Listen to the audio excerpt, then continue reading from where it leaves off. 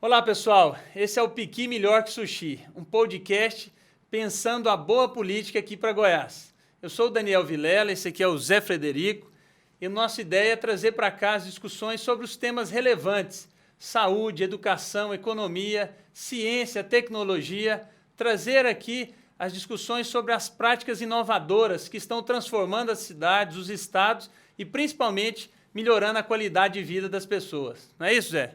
É isso mesmo. A gente estava um tempo, né, Daniel, pensando em fazer aí um podcast. O Daniel estava com essa ideia. E aí, como é que a gente pensou esse programa com vocês? Cada episódio vai ter um convidado ou convidada. Uma pessoa de fora, uma pessoa de Goiás. E essa pessoa vai trazer para a gente esse exemplo, essa prática da boa política. Como é que a boa política pode transformar a vida das pessoas lá na ponta, lá no dia a dia.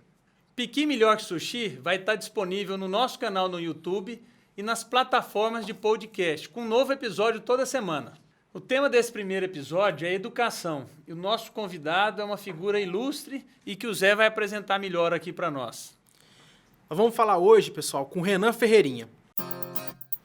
O Renan é um jovem que tomou como missão de vida transformar a educação no Brasil. E está fazendo isso não só no discurso, mas colocando a mão na massa. O Renan é deputado estadual, foi eleito o mais jovem na Assembleia Legislativa do Rio, a ALERJ, e é secretário municipal de Educação do Rio de Janeiro, da cidade do Rio. Ele se formou na Universidade de Harvard em Economia e Ciências Políticas e, com apenas 28 anos, é fundador de várias iniciativas importantes, como o Mapa Educação e o Movimento Acredito, pela renovação da política brasileira. E aí, o mais importante do currículo do Renan é que ele é flamenguista. E a gente tem que falar aqui porque nós temos dois flamenguistas aqui na mesa também. Mas torço pro Goiás primeiro, viu, Zé? Político goiano, né? Piqui, Ele tem que falar Piqui isso. É melhor que sushi, rapaz. Exatamente. Renan, seja muito bem-vindo. Muito obrigado, pessoal. Obrigado, Zé, meu amigo, Daniel. Um grande prazer estar aqui com vocês e destaco esse ponto do currículo com muito orgulho. Renan, a gente está aqui com prazerzão te receber e, naturalmente, a gente tem que falar de educação, né, com você. O Renan, antes de chegar aqui no programa, ele estava visitando uma escola. E, Renan, você, com poucos meses de secretário, tomou uma decisão que ela foi muito importante, muito emblemática e, de certa forma, na contramão de várias cidades e estados. Maioria, né? Na maioria. Vocês decidiram no Rio pela retomada das aulas presenciais, mesmo que híbridas. E a grande pergunta é por quê? Assim, o que levou você como secretário, a decidir por essa retomada das aulas, né? E quais resultados vocês tiveram com essa ação até agora? Zé, nós assumimos aqui no dia 1º de janeiro de 2021, né, com o novo governo do prefeito Eduardo Paes, e ficou muito claro desde o início da gestão a tragédia silenciosa que vinha acontecendo no Rio de Janeiro e no Brasil, que é o fato das nossas crianças não estarem tendo acesso a uma educação de qualidade, ou o mínimo de uma educação, num momento tão desafiador. E as escolas fechadas por mais de um ano, recursos tecnológicos muito restritos, um ensino remoto que não estava funcionando, né, muito aquém do necessário, e a gente colocou como meta, alinhado isso desde o começo com o prefeito, sobre o plano de volta às aulas, que inclui não só um retorno presencial em segurança, que obviamente é o foco central, mas também um ensino remoto que possa funcionar.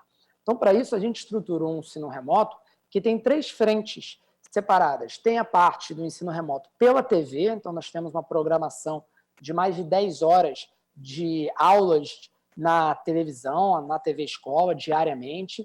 Nós temos material impresso, ou seja, apostilas que complementam os livros didáticos distribuídos, o material Rio Educa, e nós temos um aplicativo chamado Rio Educa em Casa, que traz todo um acervo de vídeos, material digitalizado, sem que os nossos estudantes e professores tenham seus dados de internet consumidos. Então, a gente oferece a conexão. Espera um dia poder oferecer os equipamentos, mas não é suficiente. Mas a gente sabe que o ensino remoto ele tem muitos limites. A internet, às vezes, não pega, a televisão não engaja tanto, o material sozinho não consegue fazer toda a sua plenitude. Então, voltar com o presencial em segurança passou a ser um dos nossos focos centrais da gestão. E a gente entendeu que precisava fazer isso junto com a saúde. Então, montamos um comitê científico no Rio de Janeiro, formado por especialistas de diferentes instituições, Fiocruz, FRJ, UERJ e outras instituições e universidades aqui do Rio de Janeiro. E, a partir disso, desenvolvemos, junto com a saúde, um protocolo sanitário muito rigoroso que estabeleceu distanciamento entre as carteiras, uso obrigatório de máscaras, higienização das mãos, bebedouros que não tivessem aquele uso, né, que tivessem mais para encher a garrafa ou encher o copo d'água, ou seja, adequações necessárias para esse momento. E também elaboramos um plano de contingência que prevê todos os possíveis cenários. Se nós tivermos um caso confirmado numa sala de aula, o que acontece? Se nós tivermos um caso suspeito, o que acontece? 2 casos, uma pessoa com contato. Então, nós temos todos os possíveis cenários mapeados com orientações claras para as nossas escolas. E no dia 24 de fevereiro, nós começamos esse processo de retomada das aulas presenciais, somente com 38 escolas até então, e a cada semana fomos progredindo. Até para quem não sabe, a rede municipal do Rio de Janeiro é a maior rede, Daniel, de ensino municipal da América Latina em número de escolas. São 1.543 unidades escolares. E até essa semana nós chegamos a 93% das nossas escolas com ensino presencial em segurança de forma gradual. São mais escolas do que todo o estado de Goiás juntos, né? É a rede municipal aí. Agora, Renan, eu ouvi você falando aí que montaram um comitê. Me parece, eu posso até estar errado, que a comunidade científica hoje chegou a uma conclusão que o ambiente escolar não é um ambiente que propaga tanto esse vírus, né? Inicialmente se pensava o contrário, me parece que hoje já se tem essa conclusão pela maioria aí dos especialistas. Mas a gente viu também, no começo da pandemia, uma reação muito forte dos professores não querendo voltar, né? Se sentindo inseguro e tudo mais. A pergunta que eu queria fazer, você já respondeu um pouco, na verdade é o seguinte, esse ensino remoto, né? Qual que vai ser o impacto disso mesmo? Será que não é um faz de conta? Porque isso depende muito do aluno e da família também estar ali, de alguma forma, estabelecendo a disciplina, né? Eu tenho um filho, tenho 2 filhos e eu tenho que ficar lá meio de vigiando. Na hora que eu chego mais cedo para o almoço, a minha esposa, da mesma forma, tem que estar monitorando ali. Passa um mês, você tem que chamar eles, conversar para recobrar a energia deles ali. O que você acha desse impacto aí do ensino remoto? Você acha que pelo menos aí no Rio, tem funcionado, as crianças têm evoluído aí agregando conhecimento, que é o objetivo principal, né? Daniel, sua pergunta é super pertinente. Acho que alguns comentários dentro disso. Primeiro, tem já uma literatura muito consistente que as escolas, elas dificilmente agravam a situação da pandemia. A escola é um ambiente até bastante controlado, quando se tem um protocolo sanitário que é rigoroso, que estabelece as regras, que é bem acompanhado. Então, assim, a gente, quando se tem, por exemplo, um caso suspeito, a gente já suspende as aulas presenciais de toda aquela sala. Se você tem 2 casos confirmados numa escola, a gente já parte para a suspensão das atividades de toda aquela escola, por um tempo de 14 dias. Então, a gente tem um protocolo que a gente segue com rigor a partir disso. Isso passa credibilidade. As pessoas, no começo, tinham, né, muito desses receios, especialmente os nossos profissionais, e é muito entendível. É muito entendível você ver um profissional, e nós temos aqui 53 mil profissionais da educação, né, um número muito significativo, que passaram quase um ano com uma liderança que fez pouco no que diz respeito a dar tranquilidade e dignidade de trabalho para esses profissionais, e que você depois chega uma nova gestão e fala, a partir de agora é assim que a gente imagina, esse é o dever cívico de vocês, é o que a gente quer que vocês façam. Isso é um processo, né, de acostumar. E a gente precisou também mostrar que sempre foi uma prioridade nossa dignidade de trabalho. Os profissionais de educação no Rio de Janeiro são prioridade na vacinação. Isso é uma mensagem importante. Nós somos a primeira cidade no Brasil a oferecer, a comprar máscaras PFF2, que é a máscara mais recomendada, né, pelos cientistas, a PFF2, para todos os nossos profissionais de educação. Nós compramos 6 unidades para todos os profissionais. Ou seja, tem exemplos concretos que vão avançando com isso e vão construindo um sentimento de união, de comunidade escolar, né? No que diz respeito ao ensino remoto, o grande desafio, né? Muita gente me pergunta, fala, secretário, Ferreirinha, vocês têm aí um aplicativo muito bacana, tem um material interessante, mas e aí, as crianças estão utilizando? Eu falo, o grande desafio é esse, é prender a atenção, é convencer a família que isso aqui tem uma utilidade, o profissional de educação que isso pode ser complementar ao seu plano de aula. Agora, a gente precisa entender, Daniel, que a realidade ela é híbrida. Independente de quanto nós avancemos com o retorno presencial, e aqui no Rio de Janeiro a gente vem colocando isso como prioridade, não dá para abrir mão do ensino remoto em 2021 pós-Covid. Eu falo pós-Covid não da superação da pandemia, mas da simples existência do coronavírus. A realidade é híbrida. Se eu tiver todas as minhas escolas hoje funcionando presencialmente, eu ainda vou ter rodízio escolar. Eu tenho um aluno meu que vai vir uma semana e a outra vai ficar em casa. E essa semana que está em casa vai fazer o quê? O ensino remoto. Tem aluno que vem uma semana e fica 2 em casa, porque é uma sala com muitos alunos e um espaço reduzido. Ou seja, nós precisamos investir no remoto, em conectividade, em adequações necessárias para que o remoto também possa funcionar de maneira complementar e de forma híbrida. Renan, e primeiro, assim, de antemão, né, parabenizar pela decisão que vocês tomaram no Rio. Não é uma decisão fácil, mas, enfim, e vocês olharam para o contexto do lugar, mas uma decisão corajosa. E, aparentemente, ela está dando certo, né? E uma coisa que eu queria te perguntar, a gente queria saber, é o seguinte. Um dos grandes desafios nesse momento de pandemia é que, quando as escolas estão fechadas, as famílias sofrem muito, né? Então, você tem que os filhos ficarem em casa, algumas mães de baixa renda, por exemplo, talvez não possam mais trabalhar. Vocês sentiram esse problema? Como é que foi o impacto disso uma vez com as escolas reabertas? Zé, a gente sentiu esse problema tanto de forma quantitativa quanto qualitativa, né? Falando primeiro de maneira quantitativa, né? Assim, a Unicef disponibilizou recentemente um relatório sobre evasão escolar, que é um grande problema na educação, mas era um problema muito grande no ensino médio, né? Você conhece tanto de educação, uma experiência vasta pelo país com isso, sabe que é um desafio muito grande no ensino médio. Era um desafio médio, né, mediano no ensino fundamental, parte 2, né, do 6º ao 9º ano, e era um desafio quase superado nos anos iniciais do ensino fundamental, né, do 1º ao 5º ano.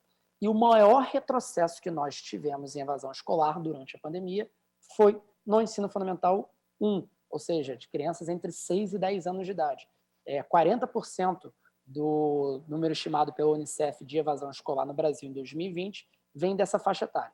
Isso é muito preocupante. Isso devido à falta da autonomia, de exclusão digital nessa faixa etária maior, vários outros motivos, né, que levam para isso. Então, a gente tem aí os números de estudos mostrando isso, e nós temos as histórias. Eu visito uma média de 5 escolas por semana no Rio de Janeiro, então já visitei aí mais de 60 unidades escolares desde que comecei aqui a gestão, e, infelizmente, nós temos aí uma subida no número de alunas que ficaram grávidas muito mais cedo, né? Então, gravidez inesperada. Nós tivemos uma subida de alunos que perdemos para o crime organizado, que, infelizmente, foram mortos, né? Então, uma situação muito drástica nesse sentido e muito triste. Alunos que estão trabalhando quando não deveriam, né? O lugar de criança é na escola, trabalho infantil é um grande desafio. Então, assim, essas histórias estão fazendo parte de um Brasil pós-existência da pandemia e sem políticas públicas compensatórias, sociais, que possam fazer com que a pobreza não se alastre, com que a desigualdade não se alastre, e é isso que a gente vem fazendo. E eu acredito muito, e por isso que defendo muito, que a escola possa estar aberta em segurança, não é aberta com negacionismo, não tem negacionismo do nosso lado. Tem um comprometimento com os mais necessitados. Isso que é. E eu acredito que não tem política pública mais progressista na educação do que escola pública aberta para quem mais precisa. Para os mais necessitados, nesse momento, isso é muito forte, porque não tem outro equipamento público que consiga se comparar a uma escola. Porque a escola não é só local, Daniel, de aprendizagem, né? A escola é local de garantia da segurança alimentar, é local de acolhimento socioemocional, é local de garantia de direitos básicos. E é isso que a gente vem buscando resgatar aqui no Rio de Janeiro. Renan, só uma pergunta rápida aqui. Como é que vocês ofereceram a conexão da internet de banda larga para as famílias? Fizeram parcerias aí com as operadoras, com os provedores de internet? Como é que foi feito isso? Daniel, nós criamos um aplicativo chamado Rio Educa em Casa, que faz parte da nossa estratégia de ensino remoto, né, que é o braço de ensino remoto online. e nós lançamos um programa chamado Programa Conectados, até uma promessa de campanha do prefeito, Eduardo Paes, e que prevê algumas fases. E a primeira fase do Programa Conectados diz respeito à conexão. Então, o que acontece? Os alunos precisam baixar esse aplicativo, e aí, para baixar, você tem que ter acesso à internet. Então, você pode ir até uma escola, utilizar o Wi-Fi da escola e baixar. E a partir do momento que você baixa o aplicativo, o uso do aplicativo não consome os dados de internet do seu celular, tanto dos nossos alunos quanto dos nossos professores. Então, nós temos aí 39 mil professores, são 53 mil servidores na educação, dos quais 39 mil são professores, mais 644 mil alunos, então mais de 680 mil pessoas tendo acesso a isso. E aí como que funciona? Nós contratamos e temos o apoio de algumas parcerias, então a Amazon está ajudando a gente com a nuvem, o Google oferece o Google Sala de Aula, a Microsoft com o nosso e-mail, e parcerias do IPTV para desenvolver o aplicativo, e a gente contrata as operadoras, então a gente contrata as operadoras e quem paga pelo uso dos dados somos nós, Prefeitura, Secretaria Municipal de Educação, que paga o que os alunos e professores consomem utilizando somente o aplicativo Rio Educa em Casa.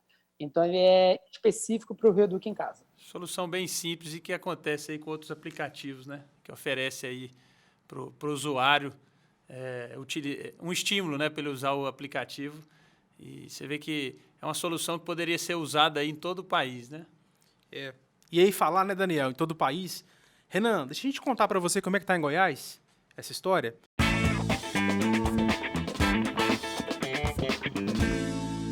Acho que assim como em quase qualquer estado do Brasil, Goiás passou por esse debate.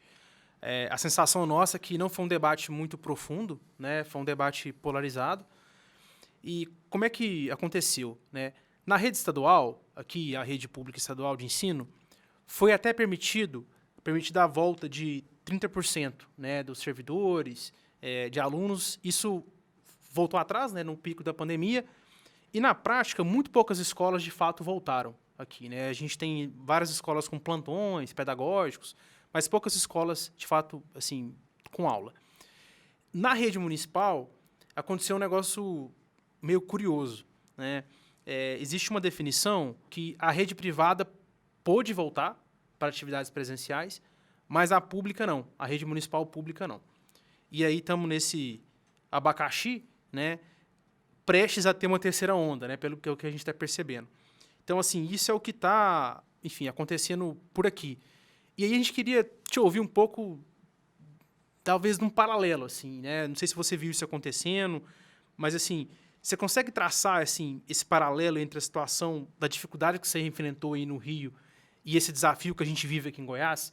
Assim, se a gente fosse te pedir um conselho, assim, eu sei que os contextos não são iguais, mas, enfim, ouvir um pouco de você, que conselho você daria para o momento em que a gente está agora no Estado? Até porque você deve ter discutido aí com muita gente do Brasil inteiro, e o Rio de Janeiro deve ter sido aí um dos poucos municípios que adotou uma estratégia diferente, Então, essa realidade que o Zé falou de Goiás, de Goiânia, deve ter sido aí de 90%, 95% da realidade brasileira, Não, essa provocação super pertinente e, infelizmente, essa não é a realidade dos lugares no mundo que mais a gente se referencia, troca e vê uma educação que a gente quer desenvolver no Brasil, Isso que mais me assustou, assim, ninguém aqui está subestimando a pandemia e o fato da defesa da vida e que é um bem para a gente indiscutível.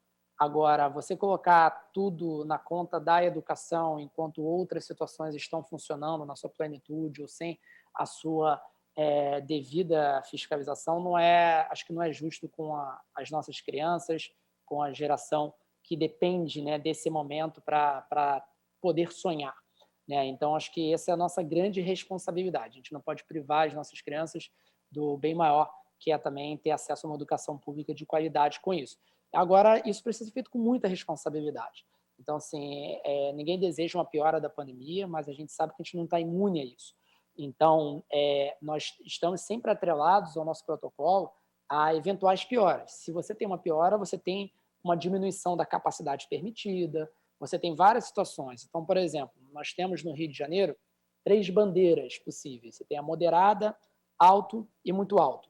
né? Então, depende, se você está, por exemplo, no moderado, se você está no moderado, você pode ter até um certo número, a porcentagem. Se você está no alto, você pode ter até 50%, no muito alto, 30% se permitido pela saúde. Então, isso vai variando de acordo. Lembrando também que a sala de aula, por si só, o distanciamento entre as cadeiras de 1,5 m, 1 metro, dependendo de qual local se encontra, a orientação, isso já por si diminui muito, né, a própria capacidade. Então, isso não pode ser flexibilizado de forma alguma. Agora, a prioridade da educação que é muito importante, né? O Zé fez um artigo recentemente e muito na linha do que a gente vem também defendendo, que a escola deve ser a última a fechar e a primeira a reabrir, né? Não estou dizendo que a escola é infechável, né? Criando aqui esse termo. Se a escola tiver que fechar, ela vai fechar, e é isso. Se precisar, se a pandemia piorar ao ponto disso. Agora, não faz sentido nenhum a escola fechar antes de outros lugares e outras situações da sociedade estarem funcionando. Aí é uma questão de prioridade. E aí, ser um gestor público ser confiado a responsabilidade de tomar decisões que muitas vezes são impopulares, mas que fazem sentido no que um projeto de país, de Estado, que a gente acredita. Então, assim, sei que tem contextos diferentes e imagino as dificuldades quanto a isso, mas eu acho que o grande X da questão é provocar. De fato, a educação está sendo prioridade e, de fato, a gente está fazendo essas escolhas em prol da educação e, de fato, nós estamos priorizando quem deve ser priorizado, que são os nossos alunos, não em detrimento da dignidade de trabalho dos nossos profissionais, né? Mas a gente tem que exercer um papel de secretário de educação mais de presidente do sindicato dos alunos, né? Que são os que mais precisam ser representados nesses momentos. Maravilha, é isso aí. E aí, Zé, vamos começar no Piqui na Veia aí ou não? Vamos demais.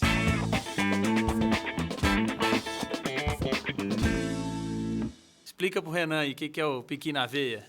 Renan, você sabe que esse é um programa que é piqui melhor que sushi, a boa política feita para Goiás, né? E aí a gente quer entender do nosso participante se ele já passou por algumas experiências goianas. E a clássica é essa. Já comeu piqui? Não comi piqui. Não comi ainda, Zé. Tem que corrigir isso. Essa é uma falha enorme na sua formação e no seu currículo. Eu queria dar esse feedback bem assim, de cara para você. Né? Não vou te expor, não, Zé, porque a última vez que eu estive em Goiás foi contigo e eu poderia ter corrigido isso nessa última vez. Então o Zé tem culpa nisso também, né? É isso que eu ia falar, né, Daniel? Então, você tem parcial de culpa aí nessa lacuna. Renan, então, já que você já confessou que veio aqui em Goiás, o Zé já te convidou e tudo mais, não vou perguntar quais foram as atividades aí, se já deu um rolê aqui para o Goiânia, andou pelo interior e tudo mais, mas eu quero te perguntar o seguinte, quando você pensa em Goiás, o que vem à sua mente? Cara, eu penso sertanejo, desculpa. É a primeira coisa que vem na minha cabeça. Não, assim, você não tem que se desculpar aqui, viu? Tá tranquilo, isso aqui isso é ótimo. Eu acho que sertanejo é uma das coisas que mais definem o Brasil, né? E quem não compreende isso, e sendo da terra do samba e do funk, eu acho que às vezes o carioca interpreta mal um pouco o Brasil com isso, mas a grande sensação eclética desse país musical é o sertanejo. Então, você trouxe ele, foi no Vila Mix, não? Rapaz, na época no Vila Mix a gente não foi, mas a gente tava pensando em Alabama, num barzinho mesmo, né? Porque a gente andou largando de Bahrein. E tal. Mas é isso. A gente foi no barzinho muito bom, música ao vivo aí, comemos uma picanha. Nossa Senhora. Foi bem bacana. Estamos fazendo propaganda de graça, mas foi o Bahrein mesmo. E quando ele tiver um tempinho, nós vamos providenciar um roteiro aí para ele. Apresentar melhor Goiânia e Goiás. Pirinópolis, Alto Paraíso, enfim, te apresentar o estado todo, Renan. Vai ser um prazer. Tem muitos amigos aí, o Zé se destaca nessa lista, obviamente, e vai ser um prazer estar com vocês aí, Zé e Daniel. Renan, a gente estava falando agora, né, e você contando pra gente, de um episódio muito específico, nesse momento difícil de pandemia, que com certeza vai marcar a educação nossa daqui para frente. Mas se a gente fosse dar um zoom out, assim, né, dar um passo atrás e pensar em educação de forma mais geral, você... Até onde a gente sabe, né, até onde eu conheço bem, educação é a grande causa da sua vida. Né? Acho que um dos motivos aí que te fez ser secretário tão jovem. E assim, eu imagino que você entrou nessa porque você de fato acredita que a educação pode mudar, né, assim, a vida das pessoas, pode mudar o Brasil de forma geral. E aí, você falou um negócio que é importante e vai na minha pergunta nessa linha. Às vezes falta educação ser prioridade, né? E aí a pergunta é essa, assim, o que você acha que falta para a educação ser prioridade no Brasil? Se isso é uma coisa que você acredita. Zé, como você falou, de fato, a educação para mim é mais do que uma bandeira, né? É uma trajetória de vida, é uma causa que transcende o meu propósito, mas tudo que me foi oferecido na vida e o que eu acabei, de certa forma, realizando foi através de oportunidades educacionais, foi através da escola pública que abriu essas oportunidades, de educadoras na minha família, né? Minha mãe e minhas tias começando, depois minhas professoras e professores, que foram mostrando esses caminhos, e instituições que sou muito grato também por ter acesso a ter tido um acesso a uma educação de qualidade e até em momentos que não teria condições de arcar com isso, mas através de oportunidades de bolsa isso foi possível. A educação, Zé, ela é fácil ser prioridade na retórica, né? No discurso, né? Ela é fácil, você não precisa aprofundar tanto, você fala ali, mas são em momentos nos que nós estamos, como o momento que nós estamos vivendo, um momento de crise, um momento de ruptura, que decisões precisam ser tomadas, e aí a gente vê, né? Não vamos ver que você, de fato, entende se está priorizando a educação frente a outras áreas. E quando você prioriza, você está colocando, de fato, na frente de outras questões, né? E na gestão pública e economia, que nós temos recursos escassos para tomar muitas decisões, isso precisa vir à tona. Então, acho que você tem inúmeros exemplos, a gente já falou aqui muita coisa na pandemia, né, relacionado com isso, mas acho que tem outras situações prévias que já vêm, até porque muita gente está atribuindo à pandemia problemas que são prévios, né? A falta de conectividade nas nossas escolas e no Brasil como um todo não é um problema da pandemia, é um problema que a pandemia escancarou, né? Isso é uma pauta da década de 90 no mundo, né? O Brasil perdeu essa pauta, também não fez isso no começo do século XXI e agora paga um preço, né? Saneamento básico, que é uma pauta do século XIX, que impacta as nossas escolas, e várias outras situações aí que poderiam ser listadas. Mesma coisa agora na infraestrutura, né? O pessoal fala, não, Ferreirinha, Renan, a escola só dá para voltar se tiver perfeita na infraestrutura. Gente, a gente tem 50 anos a escola alagando. Não é porque agora teve a pandemia que a gente vai entregar uma escola que não alaga mais. Eu quero fazer isso, é um projeto, está dentro do nosso escopo, mas entender que nem tudo foi gerado por esses últimos meses de pandemia é muito importante. Se você confunde, entende, esquece como que estava antes. Eu acho que tem algumas prioridades que devem acontecer dentro da educação e são arrastadas, né? Uma que, para mim, cada vez mais é claro e precisa ser mais institucionalizado, é o papel da direção escolar, do diretor, da diretora, né? Na sua maioria são mulheres guerreiras aí dirigindo as nossas escolas. Essa pessoa com a sua equipe, a sua diretora adjunta, a sua coordenadora pedagógica, faz uma revolução nas escolas. Assim, estou lendo até um livro agora do Antônio Góes assim, nessa linha, né? Sobre o papel de boas gestões escolares. É muito impressionante quando uma diretora, um diretor quer fazer, corre atrás, motiva a sua equipe pedagógica, motiva seus funcionários, enche ali corre atrás da secretaria, engaja os pais. Então, assim, entender a formação desses gestores escolares, a seleção também, né? Como que a gente fala? Será que diretamente uma seleção o que é o melhor, né? A melhor forma, o formato para isso? Tem que ser discutido. A gente tem lugares muito avançados nesse sentido, no Ceará, em Pernambuco, em outros lugares, né? Goiás fez um trabalho também de destaque nesse tema. Então, assim, esse é um ponto. A falta de cultura de solidariedade, né? Você não tem na educação trocas de experiências como se deveria. Né? Você tem ilhas de excelência, sabe, Daniel? Você está vendo lá aquela escola que está crescendo e outra que fica a 2 quarteirões que está muito mal. Por que essas escolas não trocam experiência, né? Por que não tem uma priorização desse diálogo institucional dentro de uma rede? Funcionar enquanto rede, né? Isso é muito importante. Ô, Renan, eu acho que uma outra... Oi? Desculpa, pode concluir, depois eu te interrompo aí. Não, acho que o último ponto, assim, Daniel, só para finalizar, E aí é uma discussão que ela tem um efeito mais a médio e longo prazo, mas ela precisa iniciar, né, que é a discussão de quem quer ser professor nesse país, né? Quais são os incentivos que nós colocamos para alguém desejar, sonhar em ser professor e essa carreira não ser uma carreira estática. O que eu quero dizer com isso? Entrou daquela forma, vai sair daquela forma. Mas uma carreira dinâmica, que tenha formação continuada, que tenha trocas de experiências, que tenha feedback, que tenha oportunidades de enriquecimento e progresso. Ou seja, acho que isso é muito importante para a gente valorizar, né, o ser professor no nosso país.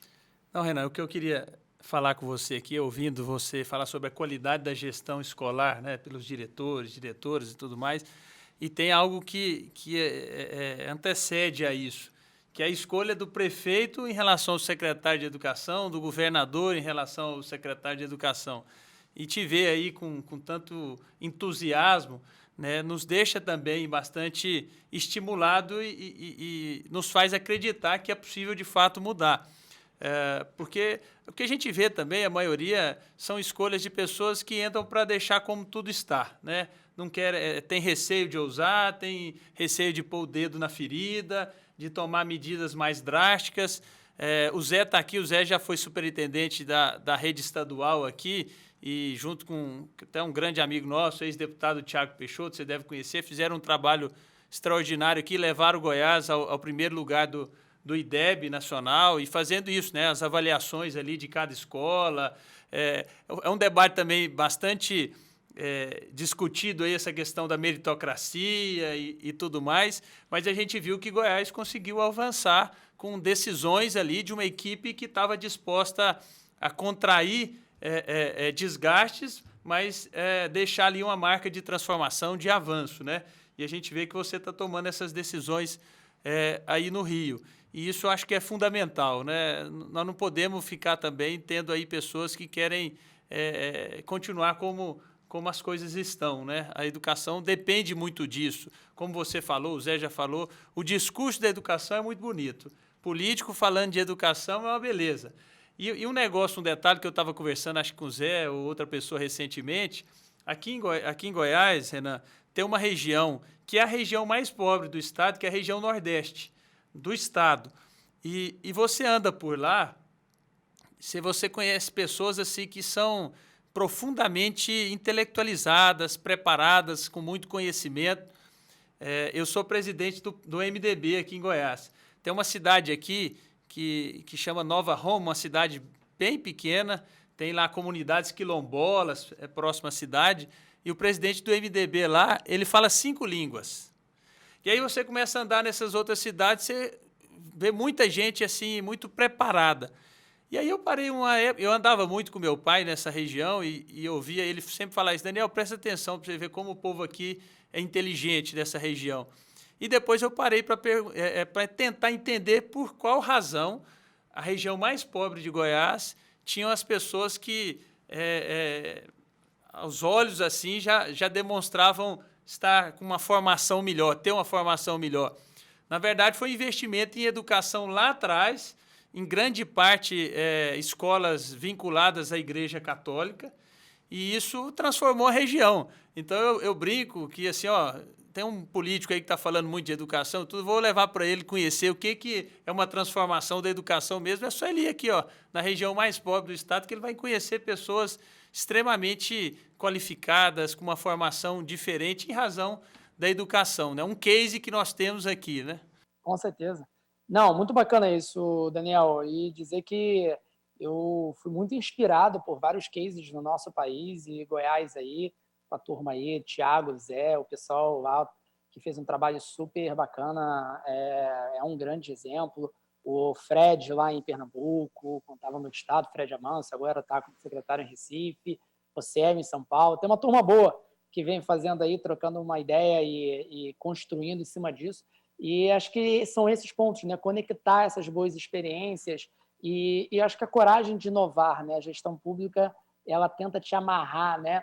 A gente fala que é a síndrome de Gabriela, né? Eu nasci assim, eu vivi assim, eu morri assim, né? E não pode ser, né? A gente tem que quebrar essa ser situação. Disruptivo nisso aí, né? Com certeza. Ô Zé, acho que o Renan está meio apertado com o horário aí também. Vamos avançar para os quadros mais da frente aí, né? Vamos sim. Eu queria fazer só uma perguntinha para a gente talvez sair de educação aqui. Renan, qual que é seu sonho para a educação do Rio?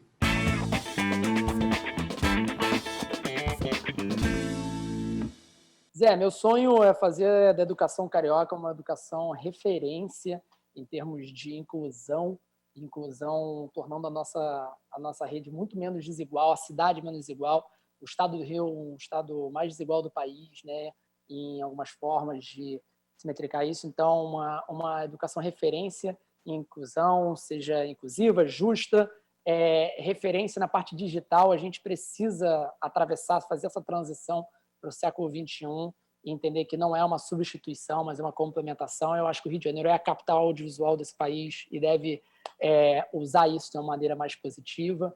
Espero que a gente consiga aí chegar em diferentes indicadores, seja o IDEBs entre os 3 primeiros, entre as capitais, mas mais do que isso, né, que seja um local onde a escola signifique a possibilidade de sonhar e realizar os sonhos das nossas crianças e jovens. Esse é meu sonho. Renan, além de secretário, você é deputado estadual. O Zé já falou no início do nosso programa aqui o seu currículo. E você falou do seu sonho aí e da sua meta, né, como secretário. E como política, qual que é o seu grande sonho de transformação? Daniel, a gente tem aqui no Rio de Janeiro, um buraco mais fundo, né, na política. Você sabe disso, né? O Rio ele é a caricatura do Brasil. Quando o Brasil está bem, o Rio está voando, o Cristo Redentor está disparado lá no ar. Quando o Brasil está mal, o Rio de Janeiro já quebrou, já antecipou tudo que pode ser de ruim para o país. Eu acho que a política fluminense, né, que é a política do Estado do Rio, ela tem um problema muito grande e precisa renovar, precisa de novos quadros, precisa de ética, precisa de compromisso técnico. Renan, afinal, vários foram presos, estavam na cadeia, né? Então tem que renovar mesmo, né, os governadores. Tem uma situação muito crítica, né, a nível de Estado. Né? O que é diferente da cidade. Né? A cidade de Janeiro teve boas gestões, assim, obviamente a última gestão foi uma gestão extremamente desastrosa do ex-prefeito Marcelo Crivella, mas tiveram gestões interessantes, mas agora, a nível do Estado, um problema muito complicado. Então, assim, eu acredito que o caminho é pela política, né, Daniel? E uma política bem feita, não negando a política. E quando a gente começou, né, Zé, eu acredito, e a gente nunca teve esse intuito de negar a política, muito pelo contrário, mas qualificar a política, de qualificar os partidos, de renová-los, de inovar, né, através da política. E eu acho que o Brasil está se tocando disso também. Né? O Brasil teve uma fase de negação da política e muito devido aos políticos que lá estavam, que não estavam contribuindo da maneira. Não todos, odeio generalização, nada disso. Mas eu acho que é um momento de olhar e falar o seguinte, não tem essa de achar que a gente vai melhorar negando ou abrindo mão da política. Nós precisamos viver numa democracia que precisa ter partidos políticos sólidos, com quadros políticos comprometidos na maneira técnica, com a ética, sem abrir mão de princípios da integridade. Eu acho que esse é o nosso grande compromisso. Então, meu sonho é que o Rio de Janeiro possa também ser uma referência nas páginas de sucesso dos jornais, no que diz respeito à política e não nas páginas policiais, operações e tudo mais. Renan, você comentou agora há pouco, né, sobre essa questão da boa política, né, de como fazer uma renovação não negando, né, a democracia, não negando os partidos, mas renovando.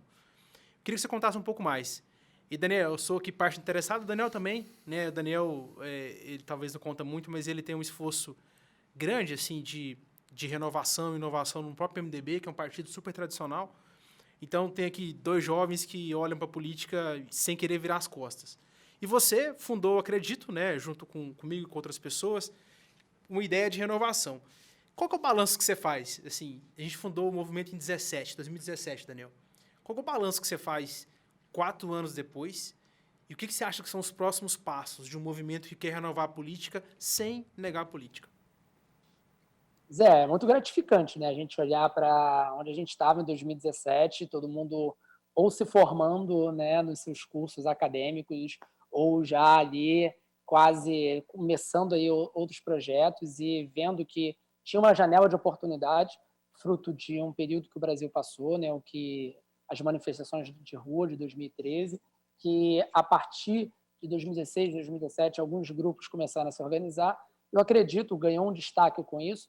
Foi muito mal interpretado por alguns setores da política, achando que era, como eu já falei, né, de negar, mas nunca teve esse intuito, mas sempre o intuito de qualificar, de melhorar.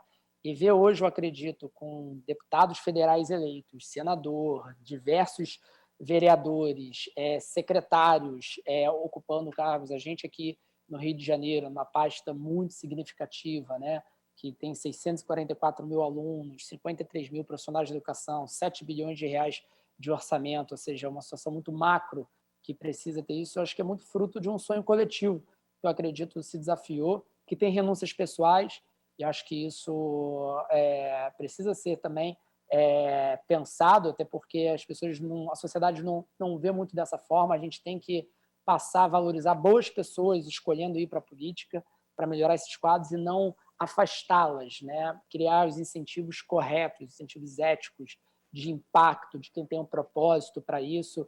E eu sinto que assim, é muito Renan, aqui em Goiás do gostinho aqui tem um ditado popular disso que você está dizendo, que é o seguinte: todo mundo só vê as pingas que a gente bebe, mas os tombos que a gente leva na política ninguém vê, né? Todo mundo acha que é fácil, não é isso? É por aí, né? É o ditado do Instagram, né? Quem vê close não vê corre. Né? Então, assim, você posta aquela foto bonita, mas não vê todo o corre que tem por trás aí para que aquilo possa se realizar.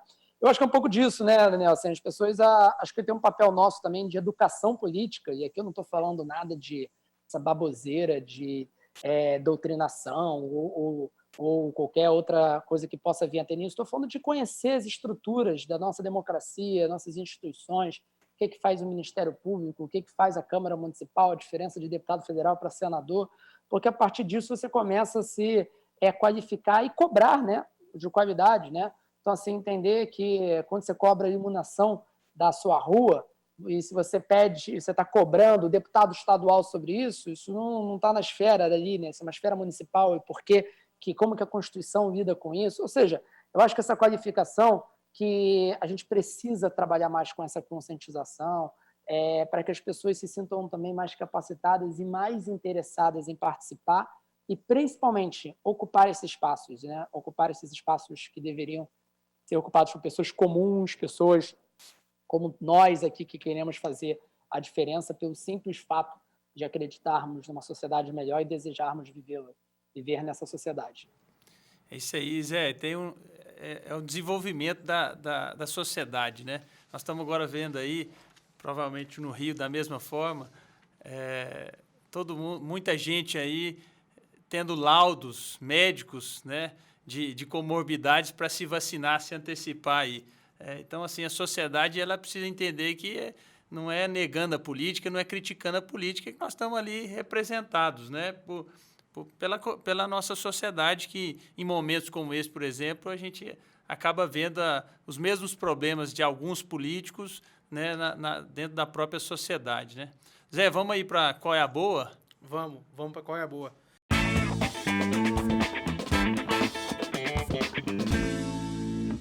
Renan, esse quadro aqui, Qual é a Boa, é um quadro muito simples. A gente pede para o entrevistado, e aí hoje você, para dar uma dica para quem está vendo a gente, ouvindo a gente, uma dica, pode ser uma dica de livro, pode ser uma dica de filme, uma dica de série, uma dica de matéria. Só não vale a dica de ir para o Rio de Janeiro, né? Uma coisa que seja fácil, assim, do pessoal olhar. Mas assim, então, passa uma dica, qual é a boa? Uma dica para quem está assistindo a gente aqui. Maravilha, vou dar uma dica de livro, que estou finalizando o livro do Obama, sei que o Zé também acabou de ler recentemente, um livraço super interessante, né? A Terra Prometida lá, então assim, acho que é interessante ver a figura de um estadista, né? Algo tão em falta no nosso mundo, na política mundial. Tem aí a Angela Merkel aí atrás de vocês também, né? Churchill e outras pessoas, Nelson Mandela, que representam, né, muito de estadistas que a gente precisa cada vez mais.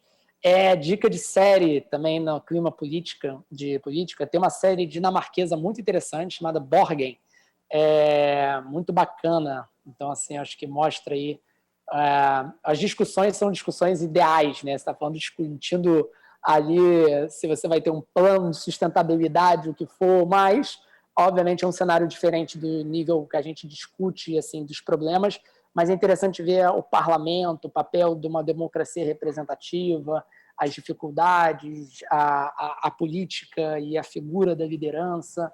Então, e é Da muito bacana mulher na também política, né?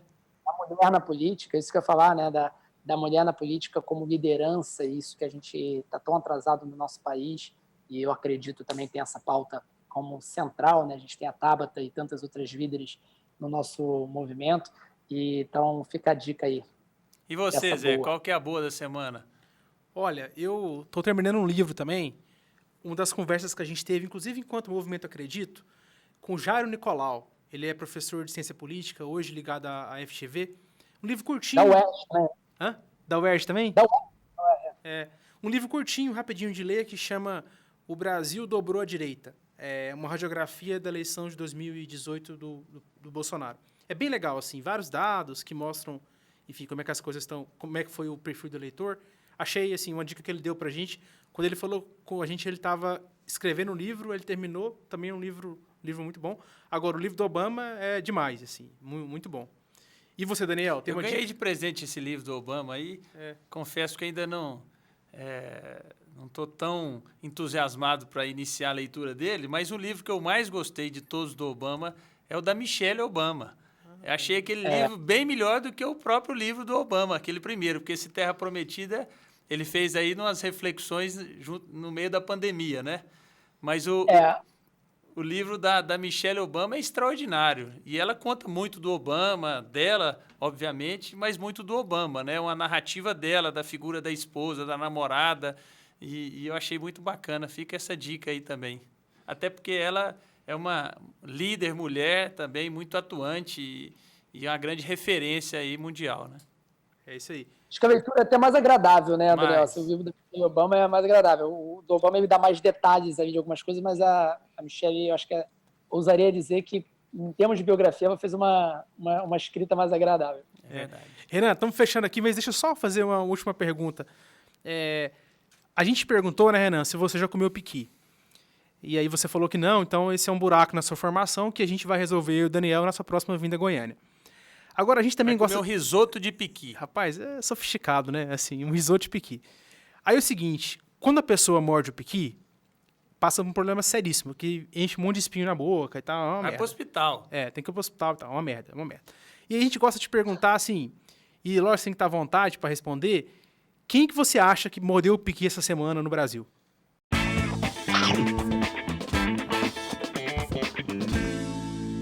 Alguém que falou alguma merda. Sei que tem muita coisa, né? Muita gente, mas se você lembra de alguma coisa que vem na sua cabeça... Não vale o Bolsonaro, não vale aquela Nise. É Nise que fala, aquela médica lá? Porque é a resposta fácil. Acho que tem tantas pessoas na CPI da Covid que daria para citar aqui agora, né? Que morderam aí esse piqui e ficaram... Senadores excelentes, né? Assim, senadores que nos orgulham. Excelentes e situações ali que ficaram desagradáveis, né, nesse respeito. Mas acho que não tem como fugir muito da discussão da CPI da Covid. Né? Eu acho que a situação mais recente de pessoas técnicas, né, essa doutora Nise ali, foi muito constrangedor. Né? Você vê num momento tão difícil, né, Daniel? Assim, nosso país, você fala assim, caraca, quem está guiando esse país cientificamente falando, nas suas decisões, e num país com tantos quadros incríveis, né? Então, acho que isso foi complicado, não vou dizer que é frustrante, porque a gente meio que já sabia, né? Então, mas é triste. Eu acho que dá uma responsabilidade maior para a gente ainda em tomar as decisões corretas e ocupar esses espaços. Né? Vocês que estão pertinho de Brasília, vamos acelerar logo essa nossa transição de pessoas boas para lá. Maravilha, Renan. A gente fica feliz aí com esse ótimo papo, estimulante. Agradecer muito aí a você a disponibilidade e deixa aí para você se despedir e encerrar esse bate-papo aí com a gente. Valeu, pessoal. Queria agradecer demais aí, Daniel, Zé, pelo convite. É um prazer imenso. Quero muito visitar Goiânia mais uma vez aí, em breve. Goiás, que tenho amigos também em outras cidades do estado. Tem a turma aí do Acredito Goiás também, e a turma jovem fazendo a diferença. E que vocês estiverem também aqui no Rio de Janeiro, estão em casa. que a gente possa ser tricampeão esse ano, né? O nosso Flamengo aí. E que Mas seja principalmente o Goiás subir para a Série A de novo, viu? Também é importante, O Rimena ainda tá, o Rafael, o Rimena ainda tá aí ou já meteu o pé? Rapaz, acho que não tá mais não, viu? O time do Goiás tá daquele jeito que a gente não sabe mais qual jogador que tá lá. Muda tanto, é tanto jogador ruim que vai mudando muito, sabe? Não, resolver isso também. Mas, gente, obrigado, tá? Baita prazer aí e vamos em frente. Valeu, Abração, Renan. Até mais, brigadão. Rapaz, interessante, né, rapaz, essa conversa com o Renan. Isso é uma coisa que me chamou a atenção, Daniel. Tanto que é fácil falar que a educação é prioridade, e o tanto que é mais desafiador você, de fato, fazer. E aí, outra coisa que me veio à cabeça, até te ouvir, assim, você com experiência muito grande nisso, você não separa a política da gestão, né? Você vê, para voltar às aulas no Rio, precisou de vontade política. Um prefeito topou o desgaste, tem que fazer bem feito, né? Tem que fazer com protocolo, tem que fazer olhando para a questão de segurança, mas a turma enfrentou, né? E aí eu não sei, eu não senti essa vontade política aqui em Goiás. E é o que você disse, a vontade política vale mais do que qualquer coisa. A vontade do prefeito, a vontade do secretário, a disposição, o dinamismo, né? E a gente vê aí que o Renan é isso, né? Um jovem talentoso, com muito conhecimento, mas, assim, disposto a colocar a mão na massa, né? Que aí são outros 500, né? Como diz aqui na terra do Piqui. Então, o Renan, de fato, é alguém que desperta uma atenção e que eu tenho certeza que ele vai promover uma transformação, né? E que vai se tornar aí um caso de uma boa política transformadora no Rio de Janeiro, que será inspiradora para outras cidades, para outros estados, né? Enfim, vamos continuar aí, esse é um desafio, a pandemia tem trazido aí enormes desafios, né, para os nossos gestores. E aqueles que tiverem disposição e capacidade vão conseguir sobressair. Esse negócio que o Daniel falou, galera, é um negócio muito importante. É muito fácil a gente só criticar quem está lá, fazendo as coisas na política, sabe? E realmente, tem muita gente ruim, né, Daniel? Tem gente ruim pra caramba aí também, tem razão. Mas tem gente boa, a gente tem que separar as coisas. E a gente tem que valorizar essas pessoas que conseguem, que topam o risco, que são preparadas, que vão lá pra luta, que, enfim, que sofrem, né, que levam muita porrada, mas a gente tem que saber diferenciar. Nem tudo que está aí é ruim. Tem coisa boa. Dá para fazer boa política e dá para mudar a vida das pessoas com boa política. É isso aí, pessoal. Nosso podcast é isso. Promover uma discussão sobre a boa política, trazendo aqui para Goiás, apresentando aí casos inovadores e transformadores das cidades e da vida das pessoas. Espero que tenham gostado desse nosso primeiro episódio, né, Zé? É isso aí. Ó, faz o merchan aí do Piqui Melhor que Sushi. Ó, Piqui Melhor que Sushi. A gente terminou por aqui, mas a gente pede muito que vocês interajam com a gente nas redes, Instagram, YouTube, Facebook, @Piqui Melhor que Sushi. Manda lá seu comentário, sua sugestão, e aí, inclusive, quiser dar pitaco de quem que a gente pode entrevistar, fica à vontade. Boa. Valeu, gente.